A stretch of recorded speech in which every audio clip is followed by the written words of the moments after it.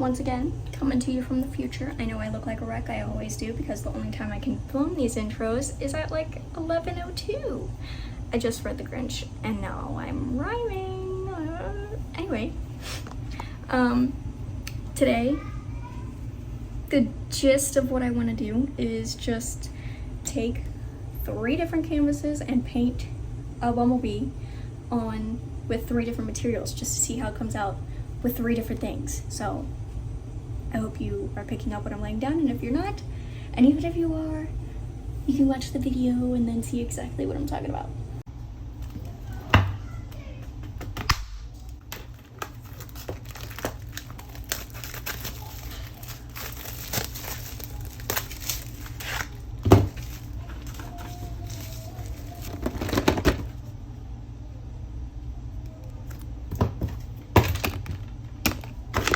Before I voice over, I just want you to hear this little snippet of my daily life as a mother.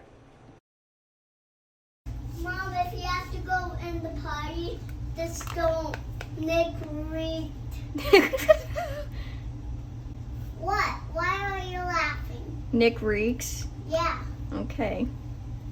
He reeks right now. It stinks going there. I don't want to, but thank you for letting me know. It reeks like everyone. So yeah, there was that beautiful clip of my daughter telling me how bad my husband stinks. So, that's why I always look like a wreck when filming. That was just a snippet of the craziness I deal with from day to day. So, anyway, with this, I honestly only wanted to do one painting, so I didn't start off with this idea. I was originally just going to do that square canvas and do an oil painting on top with the bee. But I had this beautiful color and I accidentally put too much of the acrylic paint down, so I was like, you know what, I'm going to paint these other things blue, and then I was like, oh, I'm going to do a bee on all of them, which I know, absolutely non-conventional, crazy, an idea that's never been done before. I know. I'm revolutionary. So I started off with oil on this little wooden piece, which was a mistake. I honestly should have done oil on the bigger canvas, because doing it on this, it was a little bit too small. So I'm a little bit unskilled with a palette knife, but I was like, I want mad texture. I want all the texture I can get, so I'm gonna work in a palette knife. And I was having such a hard time. I don't understand how people get such nice texture and details with a palette knife, because I cannot. Look how gunky it is. Anyway, it is crazy textured. It does get a little bit better, I will admit that fully, but it's my least favorite of the 3, and I really like all 3, but this is definitely my least favorite of the 3, so I'm just getting the worst one out of the way. So if you want to skip to the second one, I understand, go right ahead, but here's the first one and the worst one. So yeah, I started off with the oil paint, which I feel like when I work with oil paint in a flatter sort of way with less texture, I am really confident with it. I feel like I blend really nicely with it. I feel confident when I'm working with it with a paintbrush.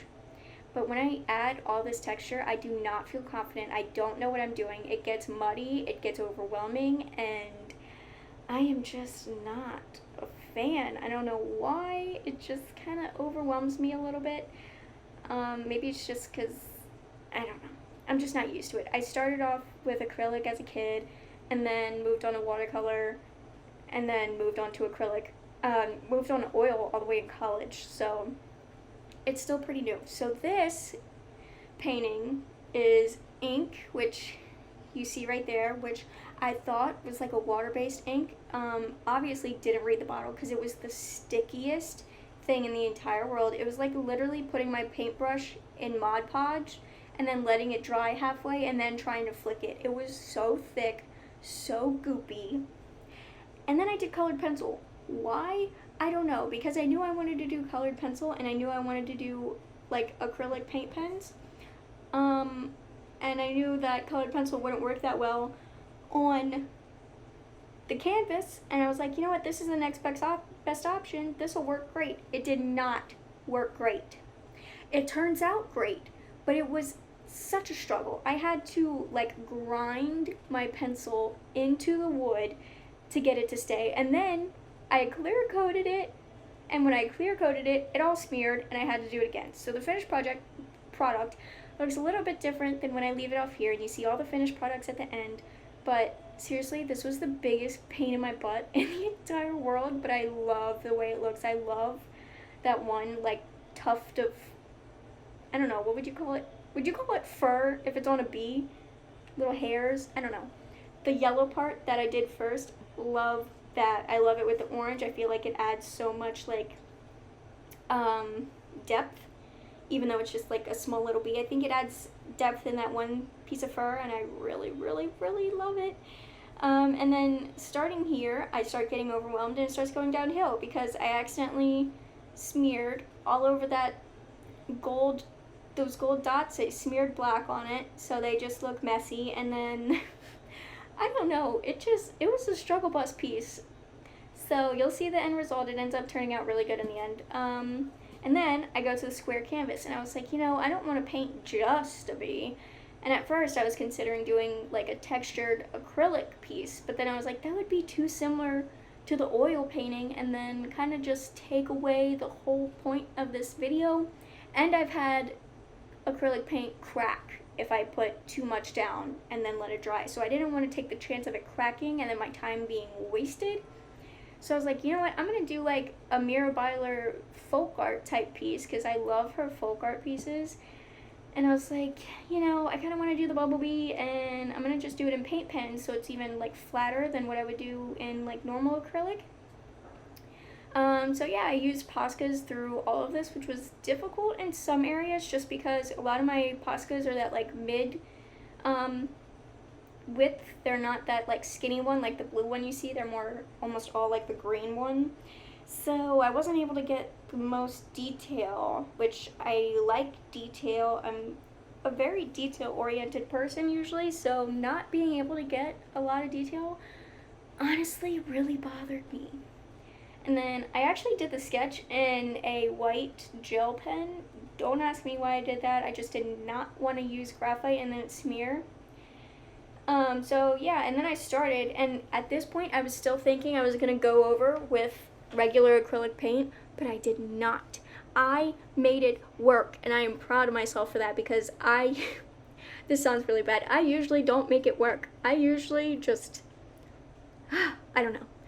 I planned on going a totally different route, but I ended up sticking with the Posca pen and really liking how it turned out.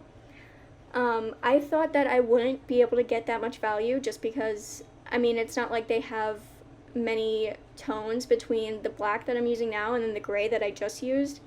I was like, how am I supposed to have any sort of value or anything with only like black and that really light gray? But I ended up using them like when they were both like pretty wet, so I was able to get some nice mid-tones in between those, and that made a lot of texture. So I just did like basically a bunch of hairs with white and then black and then gray, and then I just basically alternated to get the sort of volume, texture, whatever. So if you're wondering how you could do that, just use them on top of each other while they're wet.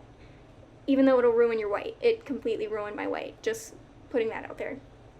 And then I wanted to add a little bit more pizzazz around the bee. I felt like the background was lacking, and then I overdid it. If I'm being completely honest, I think I could have stopped like right here, but I just kept going because I don't know when to stop sometimes. And this color is not seen anywhere except for here. So I should have stopped while I was ahead. I should have just left it, but I didn't. So I don't know. But here are the finished products. I really love this one. I just varnished it today. And then the colored pencil one, see what I mean? It's like dirty, but it works in a weird way. And then this one, we don't talk about her. So thank you for watching my video. I'm really glad that you stuck to the end if you did. I hope you have a nice day.